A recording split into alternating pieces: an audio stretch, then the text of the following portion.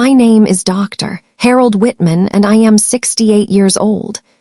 That night was supposed to be a celebration, my retirement after 40 years teaching history at this university. They gave me a cake, a plaque, and a seat at the head of the long oak table in the old library. But as I looked around at the faces of my colleagues and students, all I felt was dust. Their smiles were sharp, their laughter hollow. This wasn't a farewell. It was a burial. The young dean, Maxwell Reed, 35, ambitious, slick hair, polished shoes, stood up with a grin. "Tonight we honor Dr. Whitman," he said, "the man who spent 4 decades lost in paper and ink, but times have changed. We're in a digital age now. His era is over." The room chuckled. Glasses clinked. Even some of my former students laughed along. And then came the sting. A student with a phone lifted high, live streaming my humiliation to the world. "Look at this dinosaur," he said. 40 years in a library, and what does he have to show? Dust. I kept my hands in my lap, fingers wrapped around a small iron key, worn smooth from years of use. I didn't flinch, because while they saw only an old man ready to be forgotten, I knew that what this key opened could bury every one of their lies. And before the night was over, the alarms would blare, vaults would open, and the truth, buried for centuries, would step into the light. The dean, Maxwell Reed, raised his glass high. "Dr. Whitman has been the keeper of this library for too long, and tonight we finally close one chapter and open another."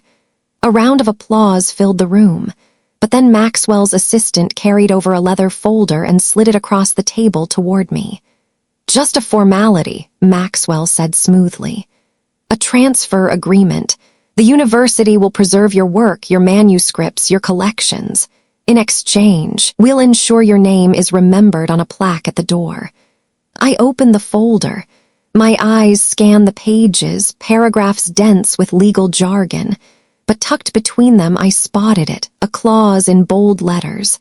"All unpublished works, research notes, and private manuscripts are to become the sole property of the university." It wasn't a transfer, it was theft. "Go on," Maxwell urged, pen sliding toward me. "Sign, everyone's watching. Don't make this harder than it needs to be." A laugh broke out from the far end of the table. "Come on, Dr. Whitman," one young professor mocked. "You don't even use email. What are you going to do with those dusty papers? Let the future have them." Phones were up. Students live-streamed, whispering, "Old man Whitman's about to hand over his life's work." I said nothing. My hand pressed against the iron key in my pocket, the one thing they couldn't take from me. And just for a moment, I looked across the room. At Sarah, my granddaughter, 23, sitting quietly in the corner. Her eyes locked with mine. She knew, she always knew. And in her silence, I felt the only shield I had left. They thought the contract was the end of me, but they had no idea it was just the beginning of their undoing. Just as the whispers and chuckles circled the room, another voice cut through the noise. It wasn't a student. It wasn't the dean. It was my brother-in-law, Henry Lowell, 60 years old, a man who had spent his life in my shadow. He rose slowly from his chair, his lips twisted into a bitter smile. "You all want to treat Harold like some great scholar," he sneered. "But I remember the truth. He didn't build this library's legacy, he stole it. Our father-in-law left it for the family, and Harold clawed it away, hiding behind his books and his so-called research." Gasps rippled across the table. The dean leaned forward, intrigued, like a vulture catching the scent of blood. Phones lifted higher. The live stream comments scrolled faster. Henry reached into his coat pocket and pulled out a yellowed envelope. He held it high. "I have proof. A letter from 1979. Our father's own words naming me the rightful custodian of this library, not Harold." The room erupted. Some nodded, whispering, "Maybe he's right." Others muttered, "Fraud, it makes sense." I felt the ground tilt beneath me, because though I had spent my life preserving truth, lies always travel faster. The desert heat, a crumbling tomb in Egypt, rocks raining down as the ceiling collapsed, And me, 30 years younger, pushing 2 students to safety, dragging another from the rubble, while Henry stood outside the dig site, too afraid to step in. Now here he was, rewriting the past with a forged letter and a venomous smile. Sarah shot to her feet, her voice breaking through the crowd. "That's a lie. Grandpa saved lives, you weren't even there." But Henry only smirked, waving the letter like a weapon. And around me, the laughter returned, sharper, deadlier than before. They thought his lies would bury me.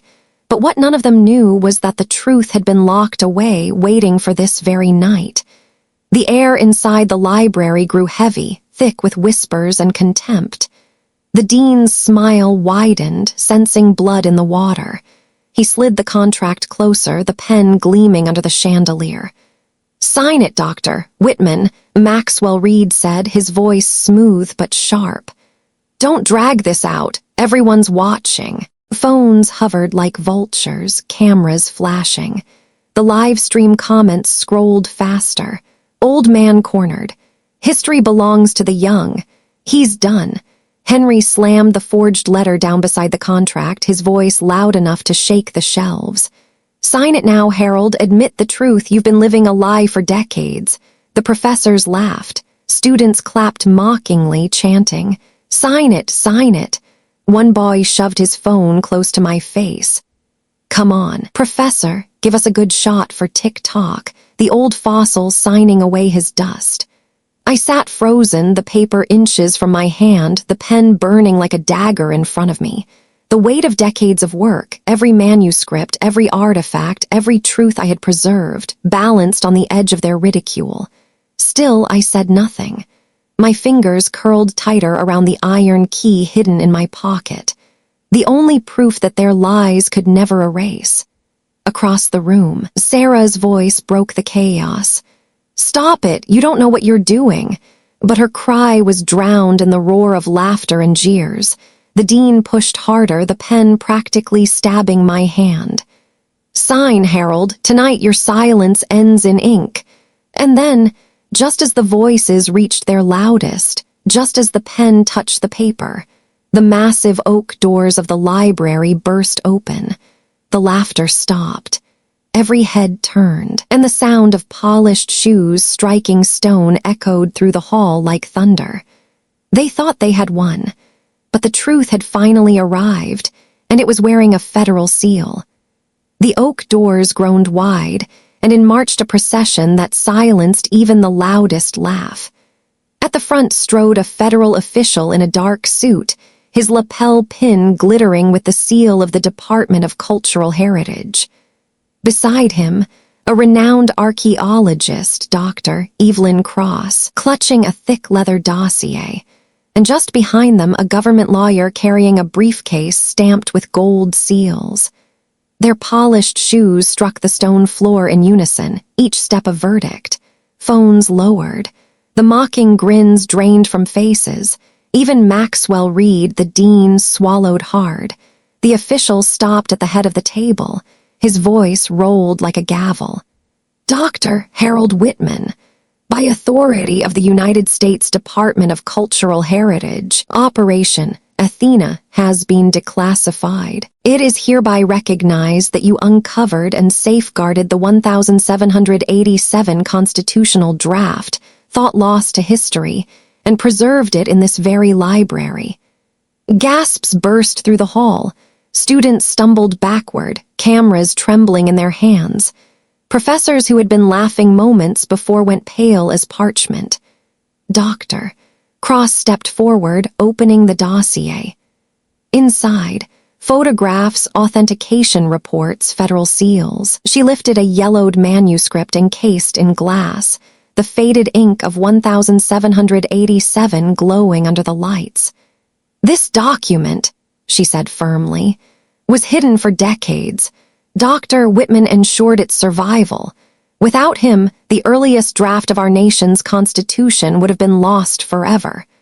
The lawyer clicked open his briefcase, removing a new set of papers. He placed them squarely on top of the dean's fraudulent contract, and according to the original deed of trust, he declared, This library and all its holdings were never the university's property. They belonged solely to Dr. Harold Whitman and his chosen heir, Sarah Whitman. The room erupted. Maxwell's face went red, his voice cracking. "This is fraud. You can't just rewrite ownership in the middle of a retirement party." But the lawyer's voice cut through him like a blade. "No one here has the authority to contest it. These documents are binding under federal law." Henry, my brother-in-law, staggered forward, waving his forged letter. "This can't be. I have proof. I'm the rightful custodian." The official's eyes narrowed. "That letter," he said coldly, "uses a watermark not manufactured until 1985. It is a forgery, and forgery, Mr. Lowell, is a federal crime." The letter slipped from Henry's trembling hands. Gasps turned into horrified silence. The live stream chat exploded. "Caught in 4K. This just flipped. History owns the liar." And from the back of the room, a single voice rose, steady, unwavering. Mr. Harris, my old colleague and fellow archaeologist, stood tall. "I was there," he said. "Harold carried that draft through fire and collapse. He risked his life to save it. If it weren't for him, America would have lost a piece of its very foundation." The weight of his words dropped like a hammer. No one laughed now. Not a soul moved. They thought my silence made me powerless. But now they saw silence had been my weapon and the truth had finally struck. The hall was frozen. All eyes locked on me, the so-called dinosaur. For years they mocked my silence, and yet it was their own noise that had trapped them tonight. A buzz broke the hush. Someone whispered, "The live stream, it's still running." Every phone in the room buzzed at once, notifications exploding, thousands watching, comments flooding. "He's the real one. Expose the dean.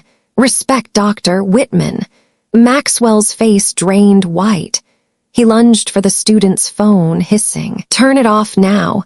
But it was too late. The world was watching. Every lie, every forgery, every insult broadcast for millions to see. Henry stumbled backward, his forged letter still fluttering in his hands. The federal agent spoke again. "Mr. Lowell, your forgery is already documented online. Consider this your confession, signed in front of the world." The dean collapsed into his chair, sweat dripping down his temples. The professors who had laughed now lowered their heads, too ashamed to meet my eyes. And for the first time that night, I rose, slowly but tall. My hand left the iron key in my pocket and pressed flat against the table. My voice cut through the silence, calm, unshaking, final. For 40 years, I kept quiet. I let people believe I was just an old man surrounded by dust. But tonight, the dust spoke. I let the words hang before striking harder. You can steal property. You can forge letters. You can mock silence. But history once lost never returns, and honor once betrayed never forgives. The live stream exploded. History never returns. Honor, this is legendary. Sarah's hand slipped into mine, her eyes brimming with tears. "You did it, Grandpa," she whispered. "No," I said softly but firmly. "History did, and in that moment, the jeers were gone, the lies were dead, and silence finally belonged to me. The library was chaos." Maxwell shouted into the void, Henry begged for someone to believe him, professors whispered in shame. But none of it mattered, because the world had already seen. The live stream had already spoken. I turned to Sarah, my granddaughter, the only one who had never laughed. Her eyes shone, not with pity, but with pride. "Come," I whispered. And together we walked past the shattered crowd, past the tables of wine glasses and broken applause. The federal officials stepped aside respectfully. No one dared to stop us. At the far end of the hall, behind a rusted iron gate, I pressed the key into Sarah's hand. This vault, it was never mine alone. It was always meant for the one who could carry it forward. Tonight, that's you. She clutched it, tears spilling down her cheeks. "I won't let them erase you, Grandpa, or what you've protected." I smiled faintly, the weight of years lifting from my shoulders. For decades, I stayed silent, because silence preserves, but from here on, it speaks through you. We pushed open the gate, and the heavy vault door groaned. A golden light spilled out, illuminating shelves of manuscripts, sealed boxes, and artifacts wrapped in time itself. The crowd behind us gasped, but they were too far away now. This was ours. They thought retirement meant the end. But sometimes, retirement is when truth finally begins to live. And what Sarah did with that inheritance of knowledge didn't just change a library, it shook an entire nation. If you believe history matters more than power, type history in the comments. Subscribe, because silence has many more stories to tell.